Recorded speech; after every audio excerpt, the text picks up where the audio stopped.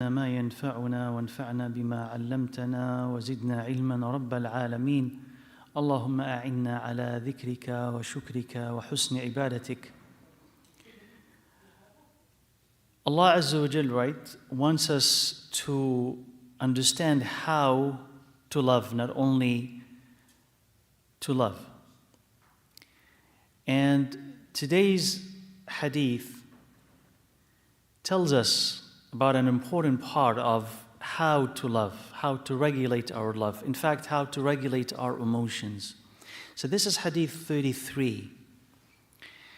And in this hadith, Rasulullah sallallahu alayhi wa alihi wa sallam said, أحبب حبيبك هونا ما عسى أن يكون بغيضك يوما ما وأبغض بغيضك هونا ما عسى أن يكون حبيبك يوما ما. He said, alayhi salatu wassalam, love your beloved with moderation. Perhaps one day he will be someone that you hate. And hate the one that you hate with moderation. Perhaps one day he will be someone that you love. So that piece of wisdom from the Prophet alayhi salatu wassalam is something that should be pondered and contemplated. Hawnamma, with moderation. And before we go directly to that, I want to revisit a point about love in general and why love needs regulation. We've all probably heard that slogan or many slogans similar to it. All you need is love. Right? All you need is love. Love is the answer. Love is the solution. Love will solve everything. Like we all just need to love each other. That's going to solve all our problems. Now, this is a generic prescription. All you need is love. It doesn't really provide detail. It doesn't help you understand how love provides a solution without details. Now, how is love is supposed to be the answer? So if I'm looking for someone to marry, and if I hear that love is the answer, that is, once I find that love, I'll find an answer to all of my questions. Now, is it possible that love of another human being, love of a wife, love of a husband, love of a child, is that supposed to have all the answers? Or problems in society? All that we need to do is love each other. It doesn't tell you how. It doesn't give you details. It doesn't caution you against types of love that actually could be destructive. It doesn't tell you what to do with negative emotions. It doesn't tell you what to do when love does not work. So as a generic prescription, as a slogan, it's very attractive because once you say, all we need to do is love each other, who's going to disagree with you? It's a very emotional announcement and call. So no one is going to disagree with you. But when you come to details, you'll find that details are lacking, and they're lacking maybe specifically so that it can appeal to the largest number of people. But it doesn't help. It doesn't provide a real answer. And when love kind of assumes that position in a culture or in society, such as a society that we're living in, my understanding of why it assumes such a position is because we are spiritually depleted. The culture, global culture now, it was before Western. Now it had become global. The global culture that we have right now, is it materialistic or spiritual? Spiritual. So where does, materialistic. I'm sorry, you said materialistic. Okay. So materialistic. So if it's materialistic, it's empty on the spiritual side. So what fills that gap? What's the thing that is produced in the media, in culture, to appeal to the spiritual side of a human being? Because you can't really just give materialism. Go buy and eat, then what? I'm still empty, really empty. So what is going to speak to the spirit? We present love. Love is the answer. Love will satisfy you. You just pursue love. And not only that, love on its own justifies everything on its way. As long as you feel this way, as long as you're in love, then you do whatever you want. We talked about this before. So when you say love is the answer in a culture, that's the spiritual side of that culture presented to counter the materialist side. But it's still very weak, inadequate, because love needs guidance. Love cannot be the sole answer. Love is an emotion. And when you have an ambiguous slogan or an ambiguous emotion, meaning it can go either way, love could be instructive, love could be destructive, love could be elevating, love could be demeaning. Love could help, but love also could destroy. So on its own, it's sufficient. And you understand why it's sufficient. Because you could love someone and then hate them. Is that right? You could lose that love. They could love you, but then hate you. So love didn't really help you then. Why was it lost? Why wasn't it enough as an answer? Love could be so intense, it could exhaust you until you can't take it anymore. You could love something so much, so intensely, and this is the subject of our hadith today, so intensely that you cannot continue to love it anymore, that it harms you and harms them, that it leads to your death or their death. So that type of love, which is love as raw emotion, just raw emotion, you could love something to death, to their death or to your death. You could love something to their destruction or your own destruction. You can love it the wrong way. So if you say love is the only thing I need, what if I love something the wrong way? What if I stalk someone because I love them? What if I break their marriage because I love them? What if I spy on them because I love them? What if I'm so suspicious of them because I love them? Love has not provided any answer. Love just told me I'm attracted, I can't live without them, so I'm going to do everything. And if love justifies everything, then it should justify this as well. So love needs more than that. And love needs guidance, love needs experience, and love needs, above all, Allah Azza wa Jal to tell us what love is good and what is not, and what expression of love is good and what expression is not. So emotions on their own, just the nature of emotions, that they tend to run to extreme. Right? I mean, unchecked, unregulated, they tend to run to extreme. And they also tend to become their opposites. Right? So, have you had that experience when you love a food so much, you eat so much of it that you don't like it anymore? Or you eat a lot of it at one point that you say, I can't smell this anymore, I can't taste it.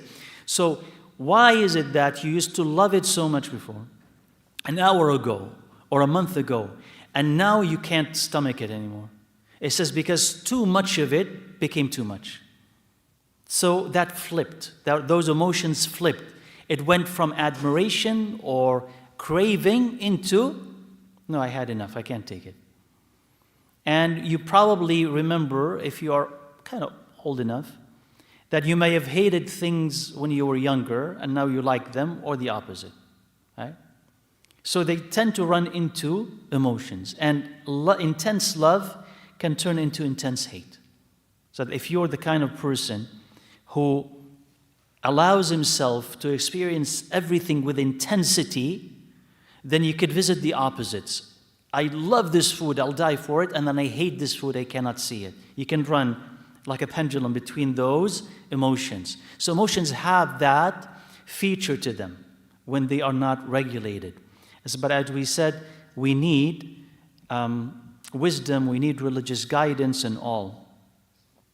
And about the extreme nature of love and hate, because they're the opposites, they're the opposite of the same coins, the two sides of the same coin. That's an emotion, and that's an emotion as well, and they are connected.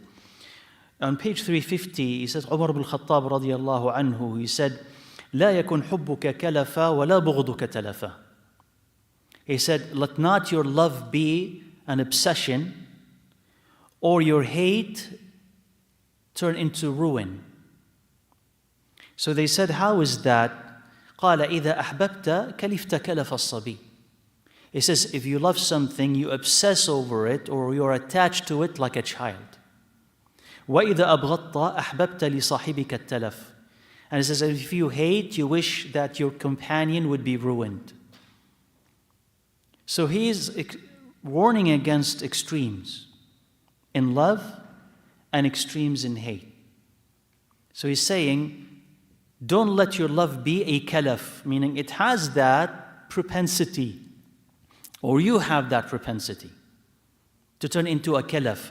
So they asked him, what is this kalaf? He says that you treat your object of desire like a child. You obsess over it. So you think of a child that you bring him, you buy him a toy, his favorite toy. What does he do? So that's his sole focus and attention. He plays with it day and night, day and night, day and night, day and night. And then what? Gets bored. All right? So the first part is kalaf, obsession, or extreme attachment. You love it to the end. He says, don't be such a person who, when you love something, you love it so much that it's the center. Everything you can think about. That's the kalaf, like a child. So those emotions are childish emotions when they're like that. And حُبُّكَ تَلَفَ. That is بُغْضُكَ تَلَفَ. That is when you hate someone so much you want them to die. To the extreme. You're not moderate here and you're not moderate here. That moderation is an expression of emotions that are not regulated by the Sharia, because you're not supposed to feel like that. You hate somebody so much you want the worst for them. And you love somebody so much you can't live without them. He says this is unrestrained. And we are supposed to say, or we're supposed to regulate our emotions with the Sharia. Like all of us love and hate, right? And you can experience intensity of love and intensity of hatred. That is a given. You'll feel that. But are you supposed to surrender to them so that if I love you so much, I'll disobey Allah Azza wa Jal, and if I hate you so much, I'll disobey Allah? So what has the upper hand? That's the question. What or who has the upper hand? My emotions or my religious commitment? Okay? So Allah Azza wa Jal, said in the Quran, لا يجرمنكم شنآن قوم على ألا تعدلوا اعدلوا هو أقرب للتقوى. جزاك الله خير. He says, don't let the hatred of some people propel you not to be just. Be just, because that is closest to taqwa. So Allah Azza wa Jal recognizes, He knows that you're going to hate some people or they will hate you. They will mistreat you. But now when you are about to treat them, don't let your hatred of them dictate and guide how you're supposed to treat them. So you're not reactionary and you're not emotional, but rather you have to observe justice. Say and speak the truth, because what you want is taqwa, Allah's pleasure, and that is closer to taqwa. So Allah's love regulates your own emotions, has the upper hand, guides it, not the other way around. I'll say or do whatever I want because that's what I feel like. So those are unchecked emotions. So a person who has Iman must come first. Okay? And Allah Azza wa Jal said also in another ayah, كونوا قوامين لله شهداء بالقسط ولو على أنفسكم أو الوالدين والأقربين. Okay? Allah Azza wa Jal says, stand up for Allah Azza wa Jal, or stand up for justice, witnesses for the sake of Allah Azza wa Jal, even if that witness is against your own selves or your parents or your loved ones, relatives.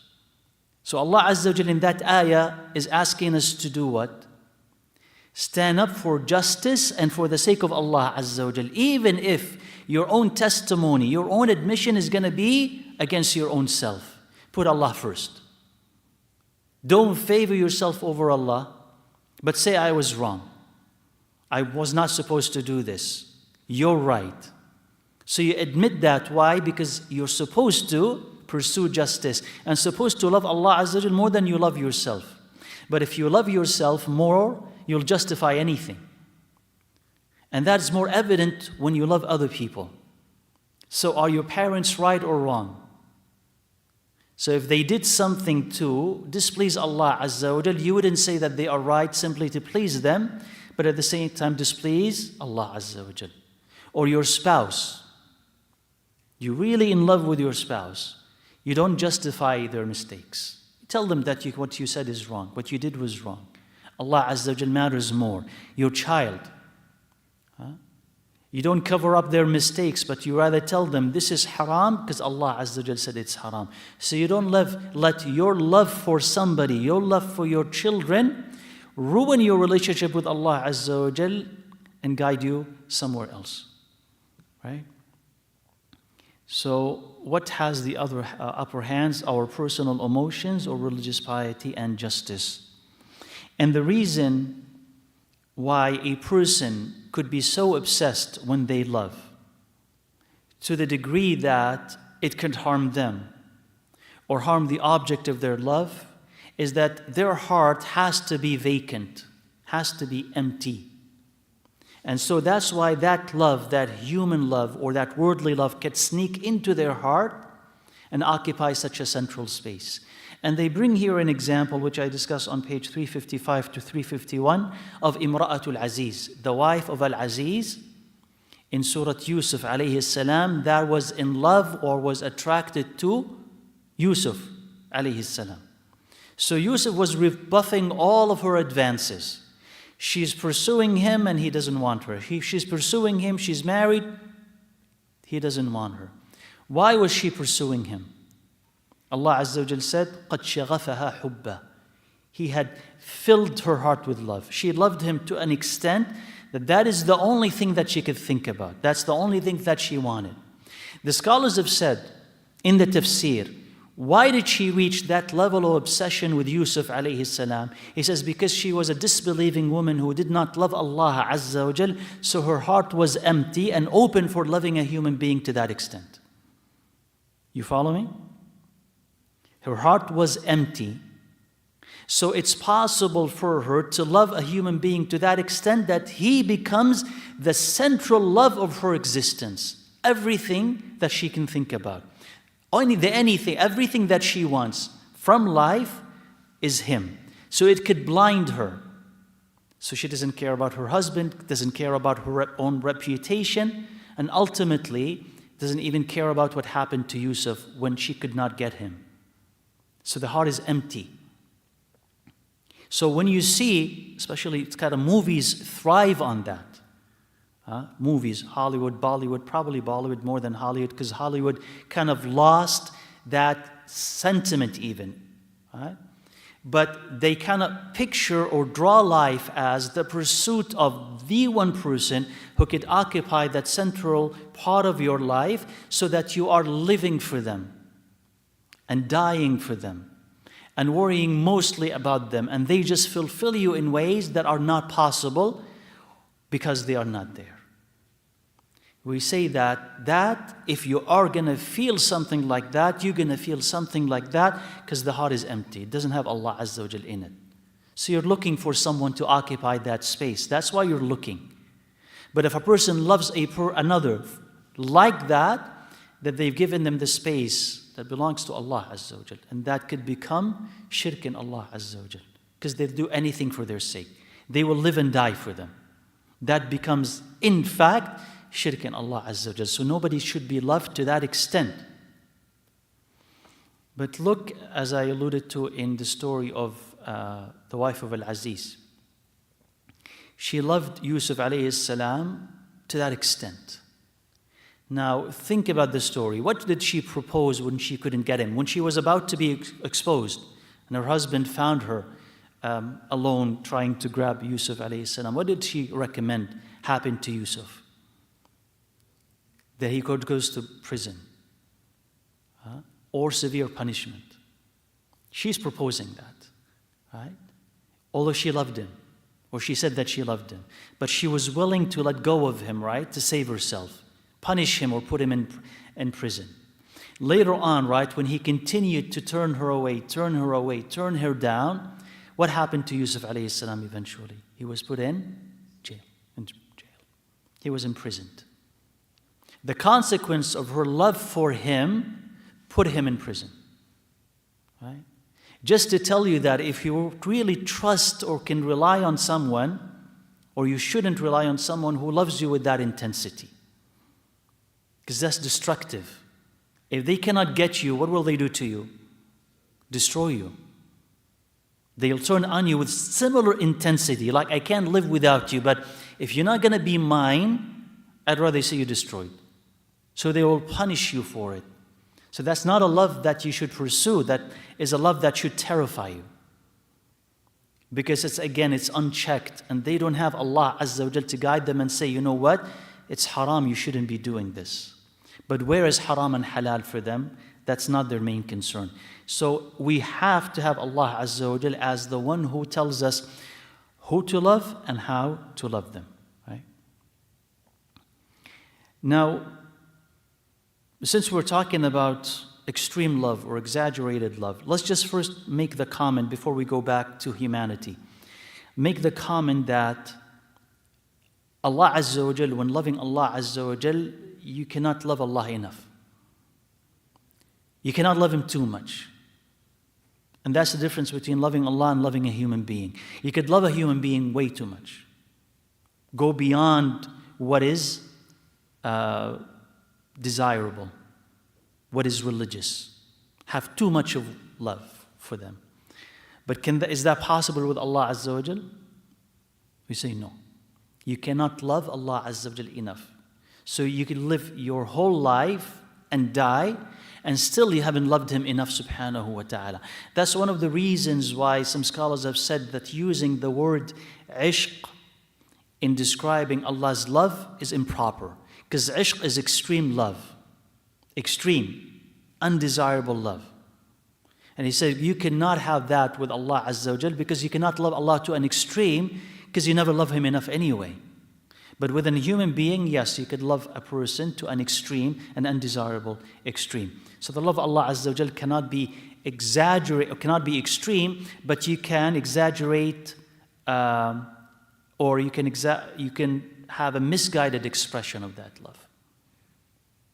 Right? You could have a wrong expression of Allah's love. So if somebody says, I'm going to commit suicide because I love Allah Azza wa Jal so much, do we tell him yes? No. So there are ways where you could express that love and ways that you shouldn't express that love. So love, again, even loving Allah Azza wa Jal doesn't justify anything that is done in its name. Has to be proper expression of love. And we'll touch upon the love of the Prophet ﷺ, soon. So extreme religious love. We talked about worldly love, but I want to touch on extreme religious love. Extreme religious love that is not guided and not adhered to the bounds of the Sharia is far more dangerous, typically, than romantic obsessive love. Romantic obsessive love, if it doesn't lead to shirk in Allah Azza wa Jal, just could ruin your life here. Right? Could ruin your life here. You could lose your life, lose your health, lose your future, possibly, right? Lose a good marriage, possibly. But it may not affect your hereafter as much. It can deprive you of good deeds, but it doesn't affect your hereafter as much. But extreme religious love, unguided, unregulated, misapplied, is dangerous.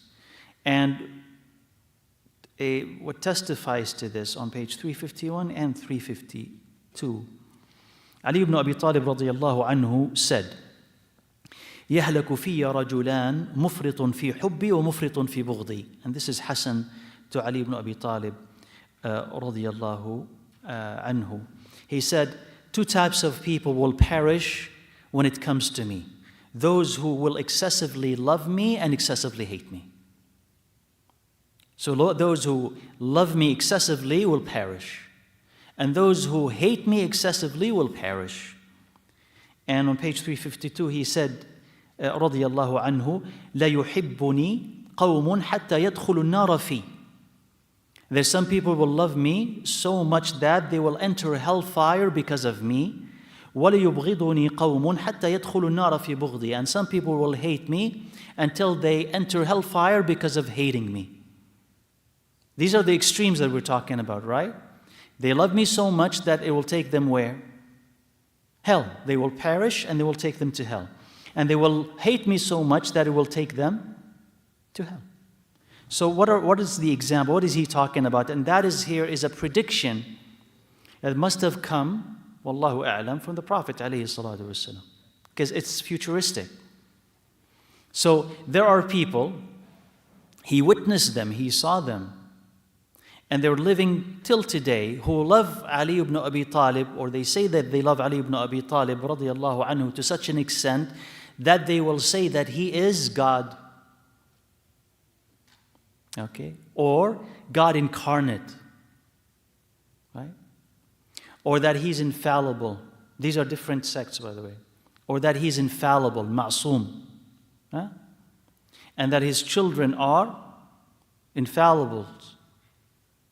So we'll take anything attributed to them and reject anything attributed to the rest of the companions. We elevate them to such a level that we take Sharia from them and we curse the rest of the companions, or we dismiss them, or we say that they are in hellfire. So such beliefs that deviate from the Quran and Sunnah take the person where? To hell. So if a person believes that Ali is God or God incarnate, that's disbelief in Allah Azza wa Jal. So you can't say, I love him so much. Yeah, but that is a misguided, wrong type of love. You shouldn't love him that much. You shouldn't express that love that much. So that is what he is saying, radiyallahu anhu, is that they will love me so much that they will say they love me but curse the rest of the companions, or say that they are in hellfire. That elevation of Ali is something that he will not approve of. So that is a path to hell.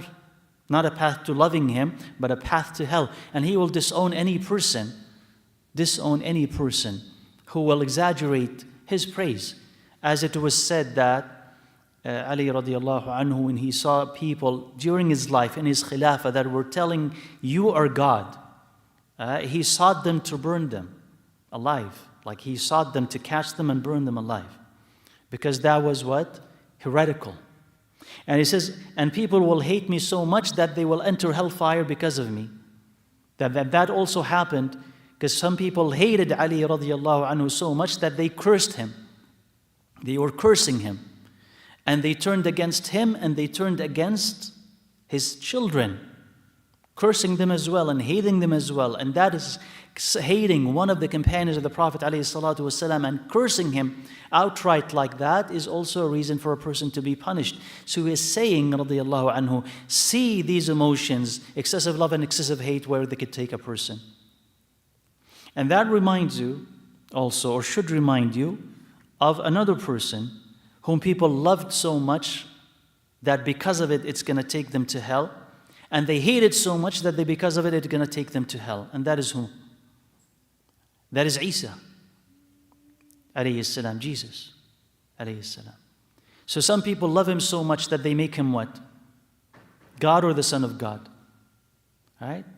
And they may have these kind of emotions towards him when they hear his name, when they, hear the description of his that, so-called crucifixion, they'll cry. You see them, they will be crying, right? Just like the stories of the martyrdom of Al-Hussein, right? You'll see them, they will be crying. But that love, that expression, those emotions are not that praiseworthy.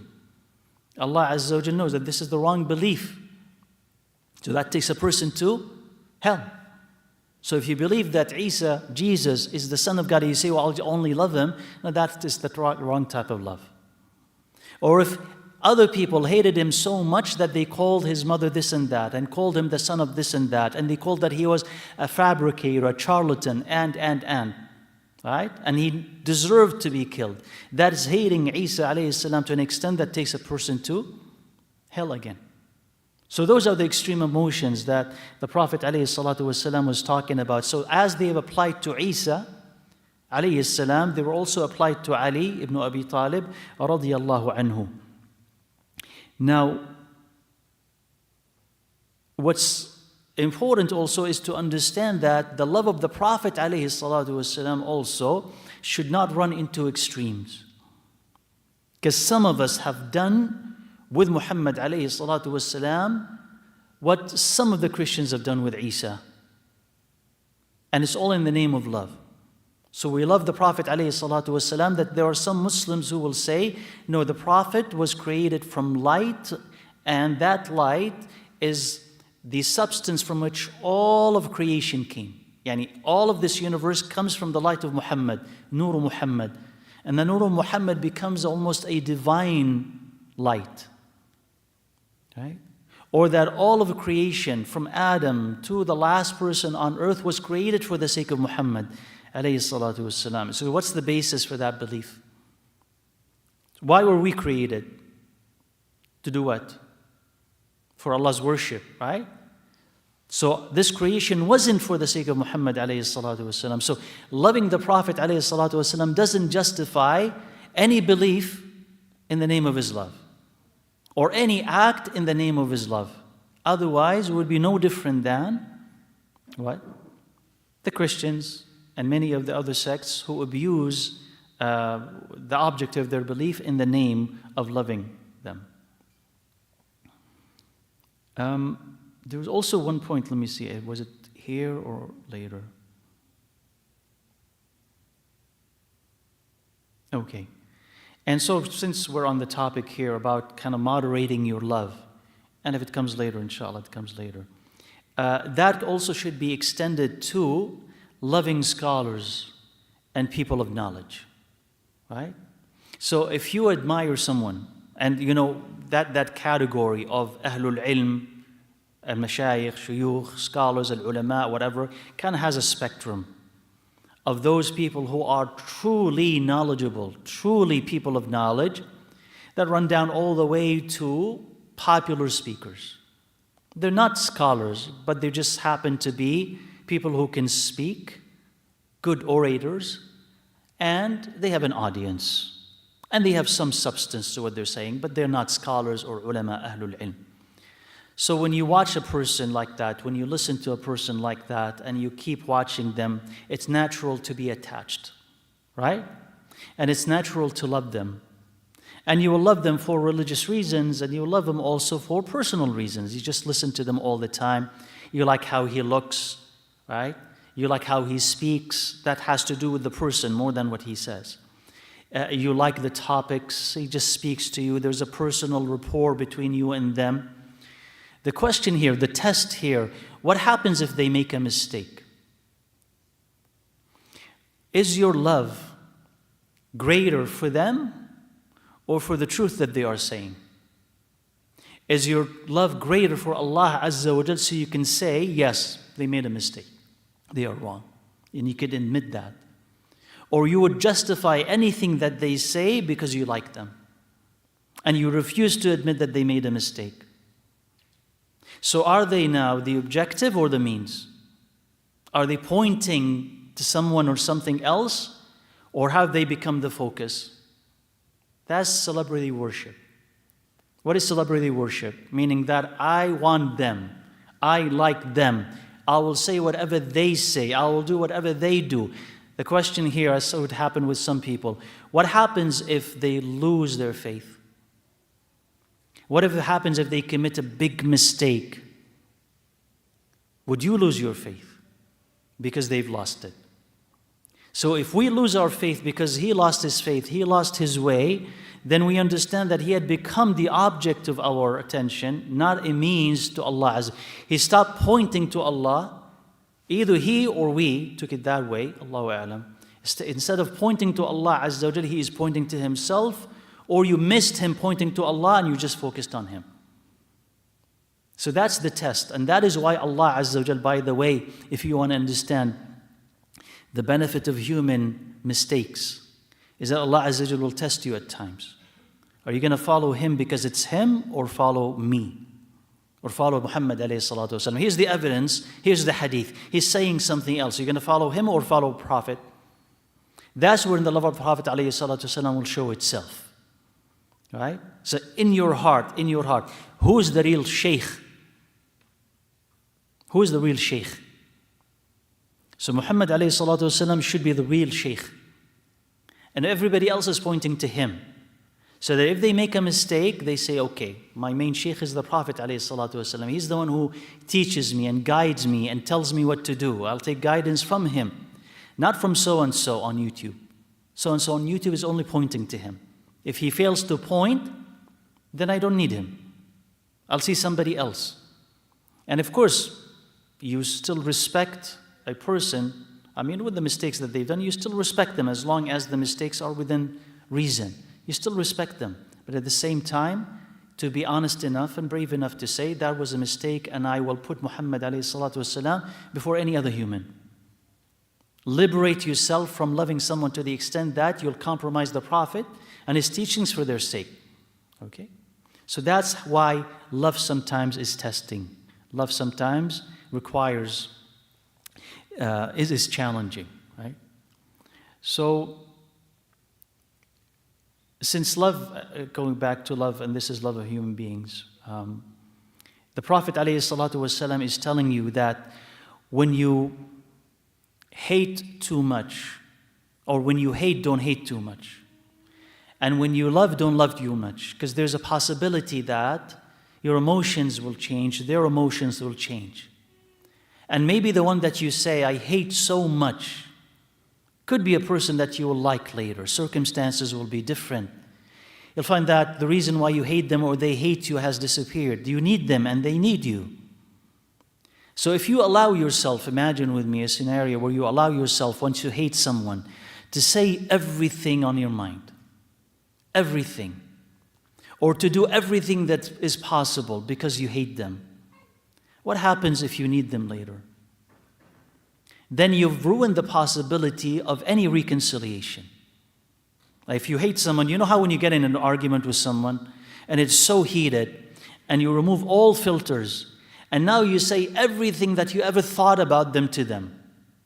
All the terrible things that you thought about, you will say that to them. Would there be a way back?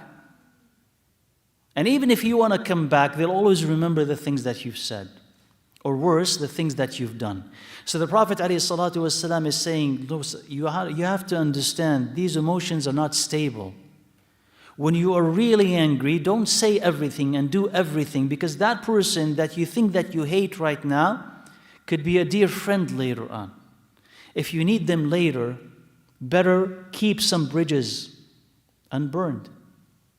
Or this person that you love, and this love ranges from a spouse to a child to a parent to a friend, or what do you so-called friend? Can you love them so much that you would depend entirely on them and think that you can't live without them?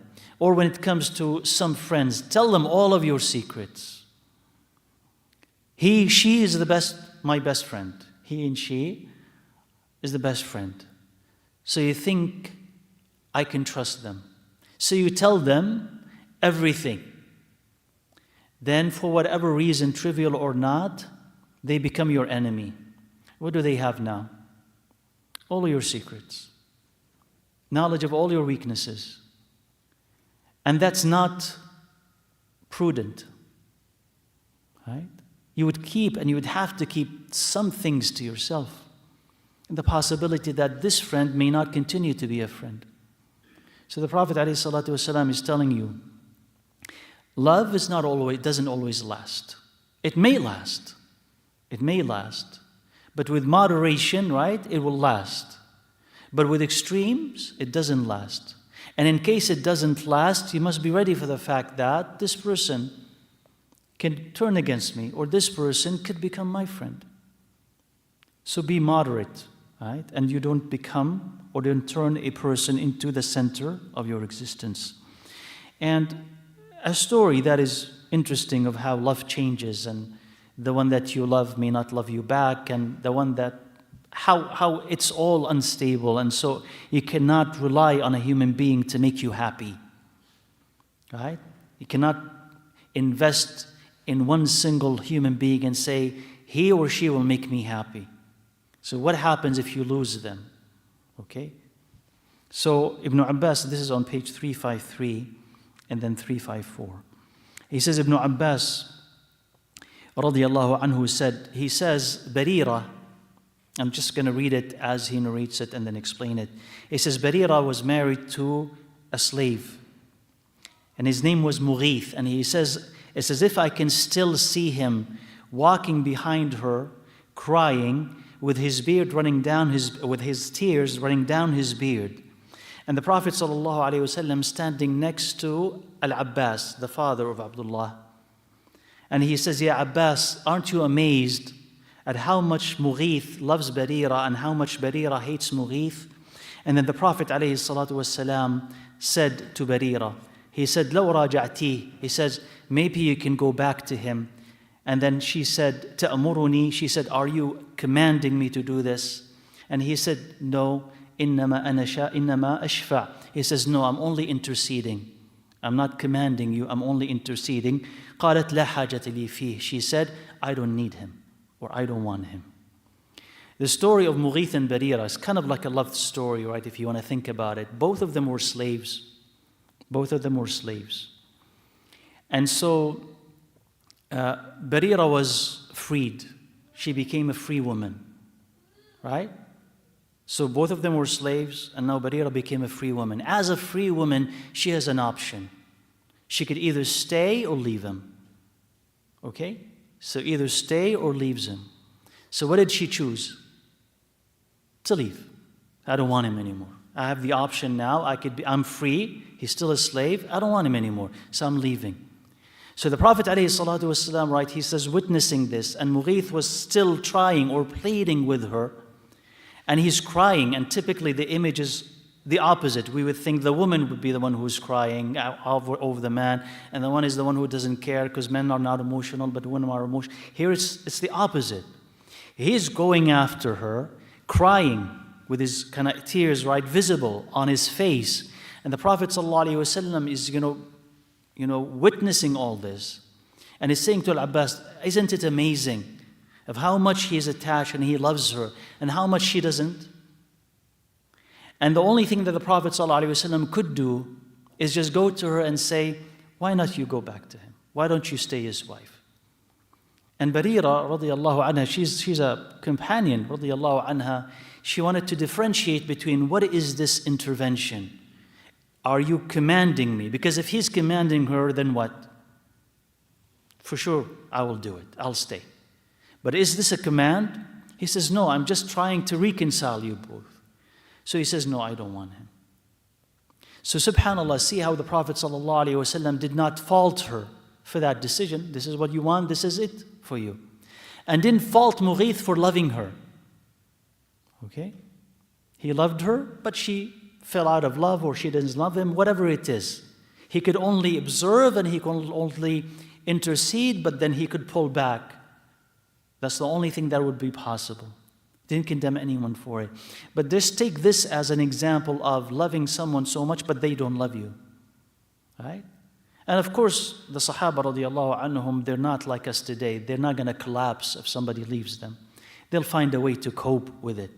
But that's how resilient we have to be. So what protects this? What makes you resilient when it comes to human love? Allah's love.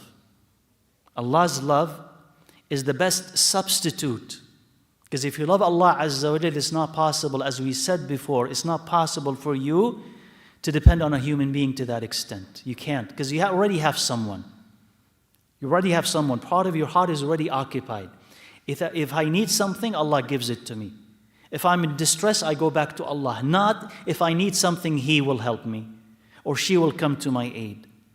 Because then it's obvious, if you remove this object of that you relied on, if you remove him from your life, what happens? It's devastating. You're left me with nothing. But if that person leaves, but you rely on Allah Azza wa Jal, then you still have Allah Azza wa Jal, right?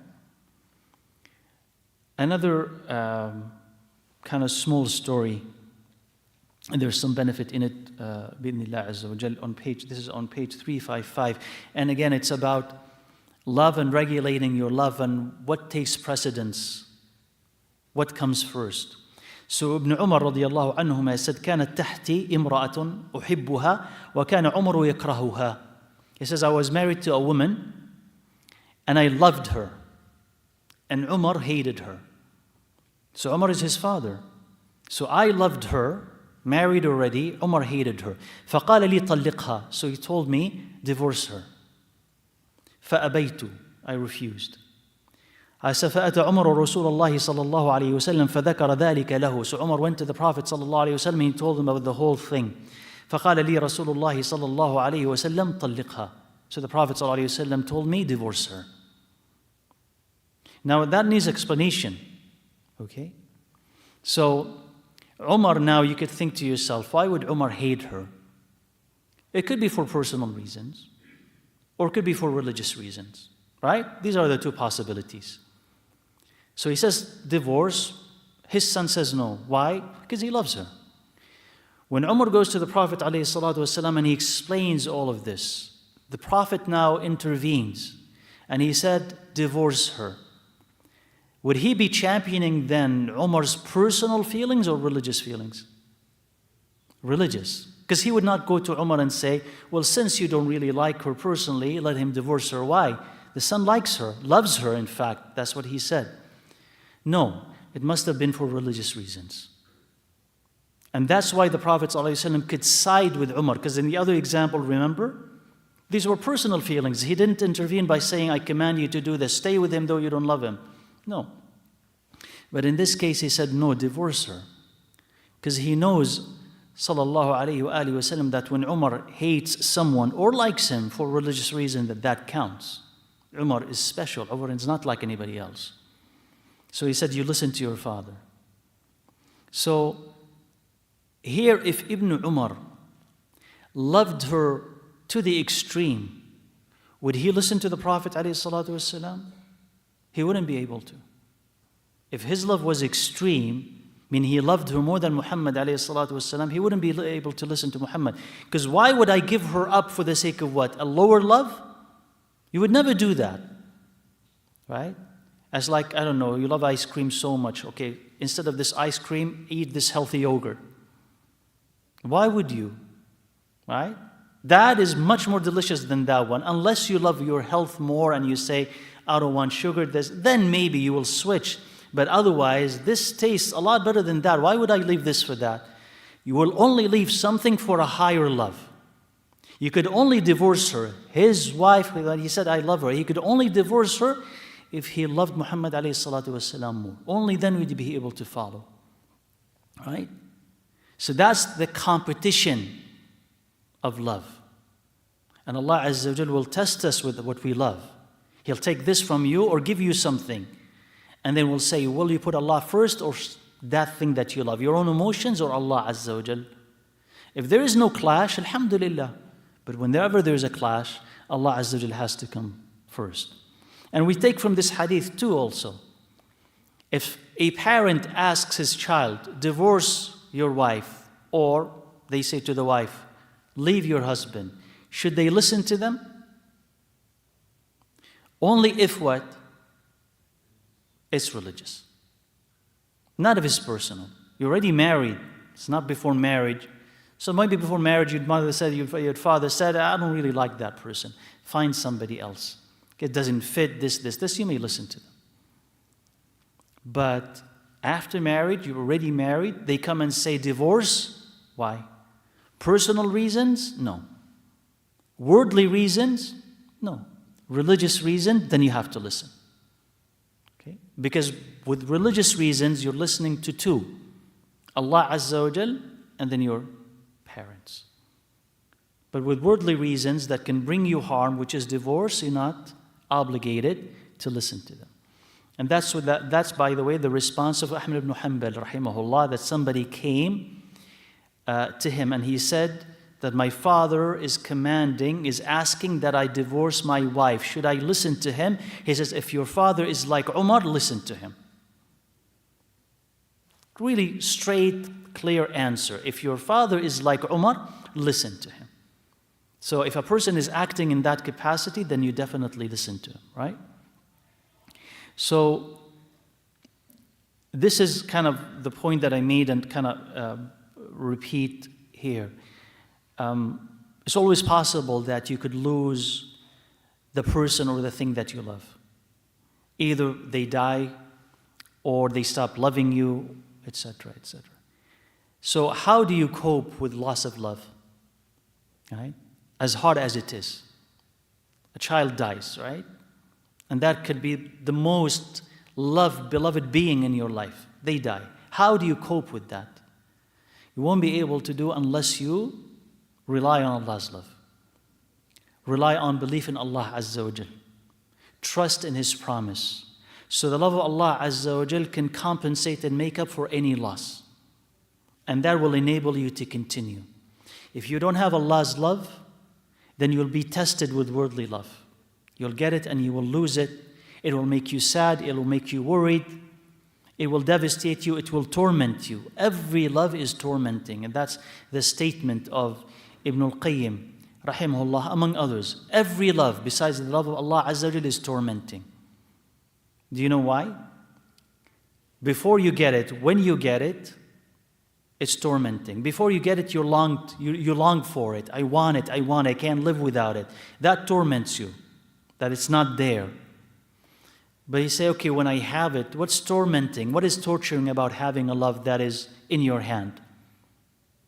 You could do it. You could what? Could lose it. The fear of losing it.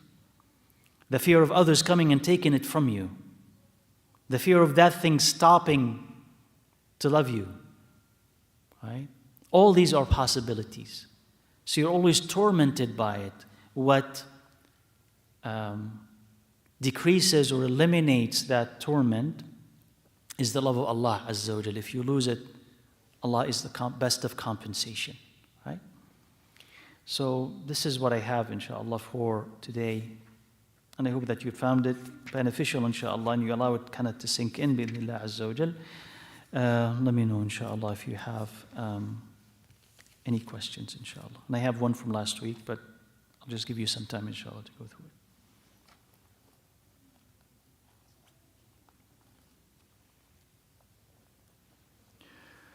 So let me read this, inshaAllah. It was from last week.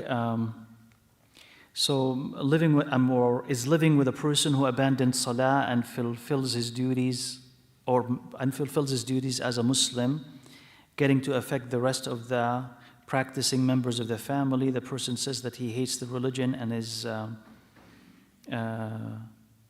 affecting and is evil and makes the rest of the family uncomfortable. Now, of course, this is a complicated question. So the person doesn't pray, he hates religion and all of that. You would probably need to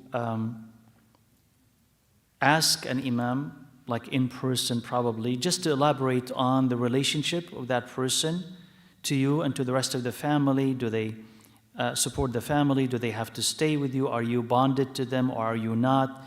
Because the answer is going to depend on all of this, right? Are you married to them, or is it somebody else? Is it a parent? Is it a child? And what you need to do with them.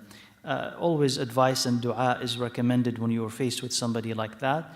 But it's otherwise, beyond that, it gets complicated, inshallah. So I just wanted to note that, since we received that question, and say, visit a sheikh, visit an imam, or even just write to one, but just explain in detail who that person is and what are the options. And inshallah, you'll receive a beneficial answer, a satisfactory answer.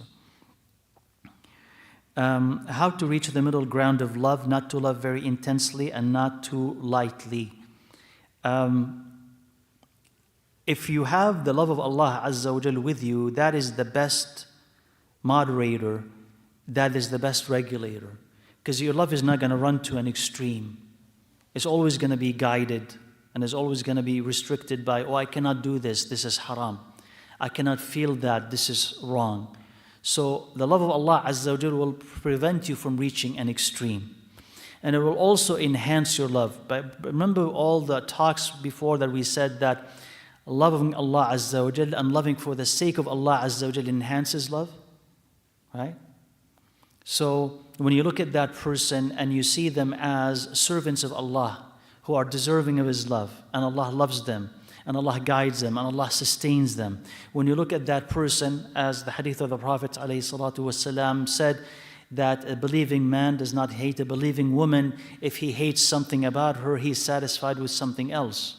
That is the balance that Islam teaches you, that the Prophet ﷺ teaches you. He says, yes, لا يفرق مؤمن مؤمنا. A believing man is not going to hate a believing woman. He says, why? Because if you look at something in her that you hate, you dislike, you don't fail to see that she has other points that are good as well. So that moderation, that balance in look, who teaches this? The Prophet ﷺ. So when you hear that from him, You'll take a second look at the person that you think you hate and you can't live next to, and you'll find that they have some good things in them, at least a potential, and you could work on that potential. So what will help you? What help you is religious love. Love that is grounded in religion will always be, idhnillah azza wa jal, if religion is understood right and practiced right, will lead you to that moderate path. Wallahu a'lam. And let me know, inshallah, if what I answered does not address everything you had in mind. Send follow-up questions, inshallah.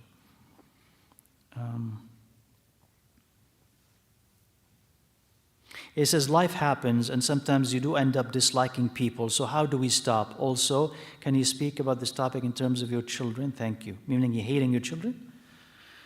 Okay, so life happens and sometimes you end up disliking people. That happens, and that is because of worldly reasons, right? So you just, first of all, if we're talking about Muslims, let's say, first of all, make sure that that hatred is only worldly, not religious. So that is a moderating influence. So you're like, I don't hate them so much that I wish them to be in hellfire. That's unjust. So I hate them because they did this and that to me. So there's some hatred, some friction. If you remember that you still owe them, you have responsibilities towards them as believers, then you're not going to hate them to an extreme. Right? I still have to give them salam or answer their salam. I still cannot cross the line when it comes to their rights. So that's a moderating influence. But even when it comes to non-Muslims, you still owe them few rights. You cannot just go on, just because he's non-Muslim, punch everybody you see in the street because they're Muslim. No, you owe them certain things, respect and honor, right? So that moderates your reactions, moderates your emotions. So life happens, but you pull yourself back and say, I shouldn't hate to an extreme because that is wrong. And then you could think about it also in terms of this is only dunya, this is only worldly objectives, worldly objects, and they come and they go. And you don't see, and that kind of is a elevated observation, elevated and inherited from the scholars, is that you see Allah Azza wa Jal behind anything that is happening to you. So you stop faulting and blaming people for the things that they have done. Right? Allah was behind it. Allah allowed it to happen. And there's a message in it for you. So you don't concentrate your hate on this person. Oh, he did this and he did that. But rather you go back and you say, it's only my sins that had made this possible. So you go back and you fix yourself and you focus less on why that person has done this or did not do that. But that is kind of an advanced stage. But at least you do what?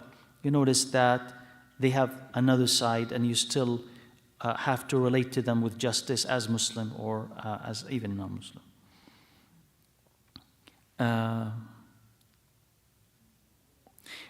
When our emotions overtake us due to an incident which we know that Allah loves certain decisions and we would like to follow. However, how do we overcome this overwhelming emotion which prevents us from making right decisions when we are unstable? If you are overwhelmed by your emotions, you have to take a few steps back, or at least restrict the external manifestations of those emotions. So you're angry, so just with anger.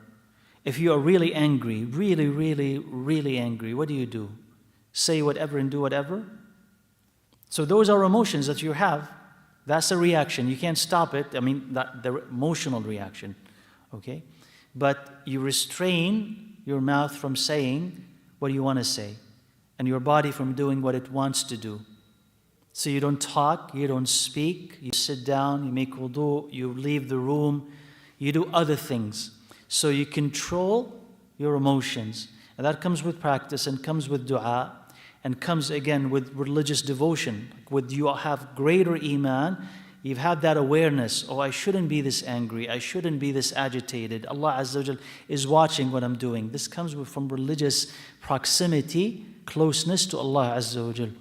So if that's the case, you'll be able to control those emotions at that moment. And if you're able to pull back and they subside, you could revisit your reaction and revisit what do you want to do with it? And ask yourself, okay, I want to do A, B, and C. I feel like doing that. Is this pleasing to Allah Azza wa Jal? If yes, proceed. If not, stop. Is this according to the sunnah? Yes or no? Will this be helpful? That's an important question. It's not just I'm angry and I need to express my anger. Is this helpful? Will this help you? And if it's not going to help you, then don't do it. It is going to help them, and if it's not, don't do it.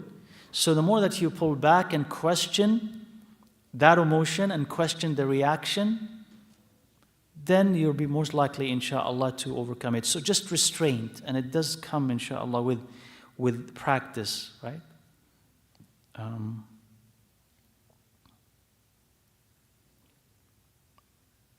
How can we relate the year of sorrow of Rasulullah sallallahu alaihi wasallam with the love of Allah subhanahu wa ta'ala? So the year of sorrow, or Am al-Huzn, that is a later description. That is a later description of that year. Yani it wasn't called that at the time of Muhammad alayhi salatu wasalam, that he was so sorry or so sad that they called the whole year the year of sorrow. So it wasn't like that.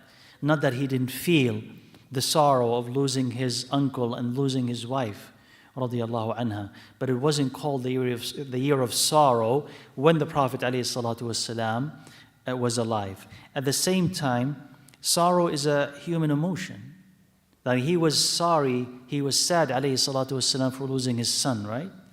So it doesn't conflict with the love of Allah Azza wa Jal. It's the love of Allah that helps you cope and overcome. So you will have a natural emotion, natural reaction, and then the love of Allah Azza wa Jal comes and makes it easier. Right? I think that, Wallahu a'lam. Can we ask a divorce from a husband who is not praying or still drinking alcohol despite being advised? What are the steps needing according to the Hadith and Sunnah? These are major sins, at least. Yani not praying or drinking alcohol, and he is habitually a drinker of alcohol, these are major sins. And I'm talking here in general. In general, you have a right to ask for a divorce if a person is committing those major sins.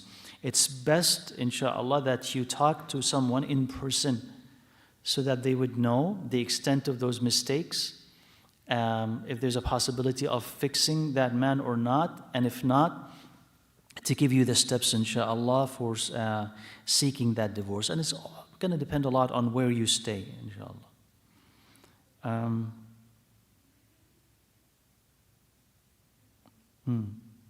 What is the ruling on watching Islamic series like Umar ibn al-Khattab when actors portray the Sahabas like Bilal, but they don't show the faces of the Prophet or the Khalifas? I remember, very early on when the movie Al-Risala came on, remember the message, Al-Risala? That there were fatwas from the scholars that prohibited from actors from portraying the Sahaba. So portraying Umar radiallahu anhu or Bilal or any of those major senior Sahabas should be prohibited because it demeans them.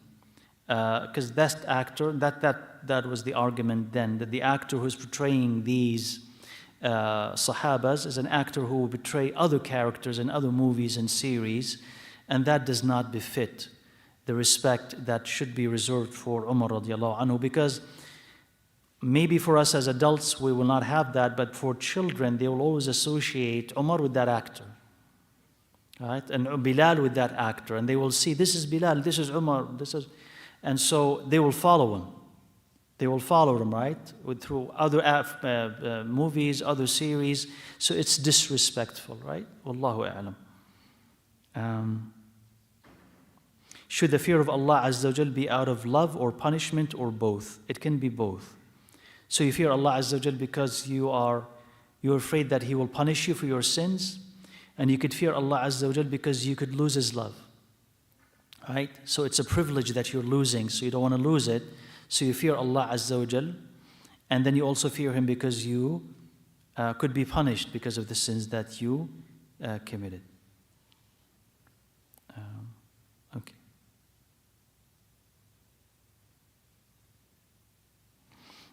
What should a woman have to say if she's the one asking if someone is interested in getting married?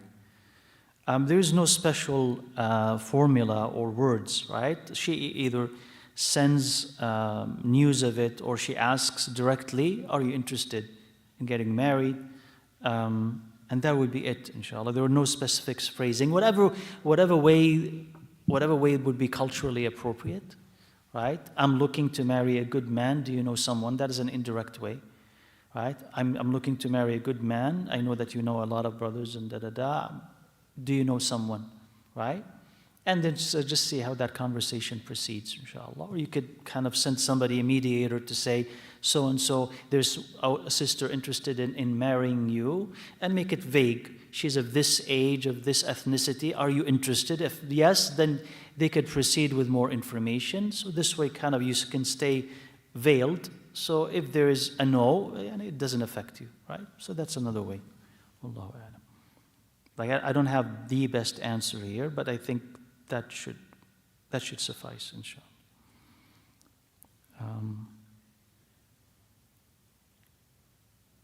Not hating, but loving your children so much. How do you moderate the fact that you could love your children so much? You probably will love your children probably the most among anyone who's around you.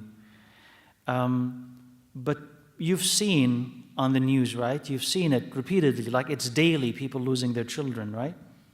So you say to yourself, how are they managing this? How are they dealing with that?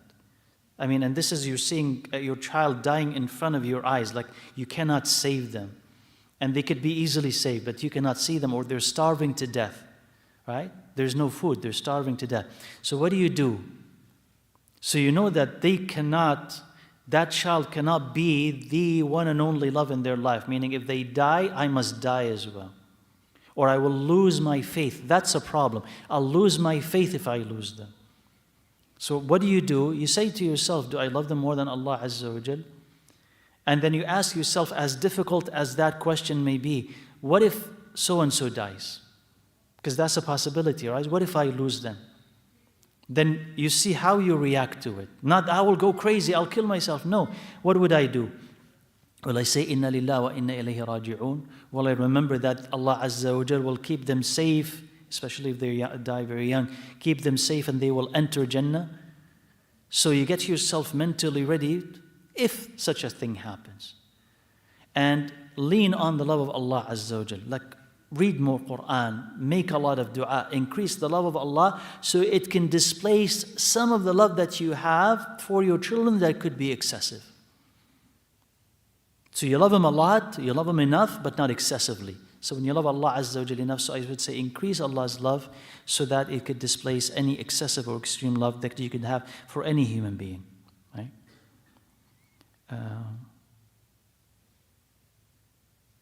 So what is a good recommended timeline between getting to know each other and getting married and everything in between? I don't think, again, there is a standard, like know him for 2 weeks or 1 month or 1 year and then get married after. There is no really timeline. It all depends on you, them, and the circumstances. You could meet someone once. Have a conversation, you find everything is fine. You plan a wedding in 2 weeks or a month, and that'd be it, and you could live, alhamdulillah, with a lot of happiness. And you could know someone for a year or years, and you get married and you get divorced in a year or two. So there is no real timeline. It all depends on when you meet, when you sit and you talk, do you find compatibility or not? Do you both like the same things and want the same things? Do your personalities agree or not? If everything is fine, all your questions are answered, nothing is left uncovered, then why wait? Right? Why wait? If you need more time to investigate and ask questions and you're still not comfortable, then take the time that you need to do this. At the same time, if it's an engagement, I don't recommend that you prolong the engagement. Because the engagement is a half commitment, right? I'm sort of in, but not fully in. I'm attached, but not really attached. So no, you have to really make up your mind. Because the longer it stays, the more that she gets attached to you, or he gets attached to you. And that's really not fair. If you know what you want, and you're ready, she has everything you want, he has everything that you want, or maybe not everything, but 80% of it. 75% of it, whatever, right? But you're comfortable with that, that's it, proceed. He said, but maybe I'll find out things later and I'm anxious and I'm not ready. But we always leap. And we understand that there is always an unknown. You take a job and you don't know if it's going to last or not. You study something, you don't know if you're going to be good at it or not. You travel to a new country, you don't know if you're going to like it or not. There's always an unknown. But you pray istikhara, you do your job, you investigate, and once that is done, you proceed with Allah Azza wa Jal, right? So, no specific timeline. Allahu A'lam. And I think I did answer everything. Okay. Okay, I think I did. Okay, inshallah. So anyone has anything else? تفضل.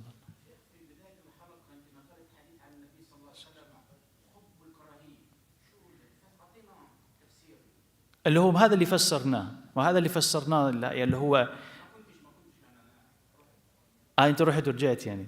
إن شاء الله. I mean, I'll read it again for you, which is هو أحبب حبيبك هونا ما عسى أن يكون بغيضك يوما ما وأبغض بغيضك هونا ما عسى أن يكون حبيبك يوما ما.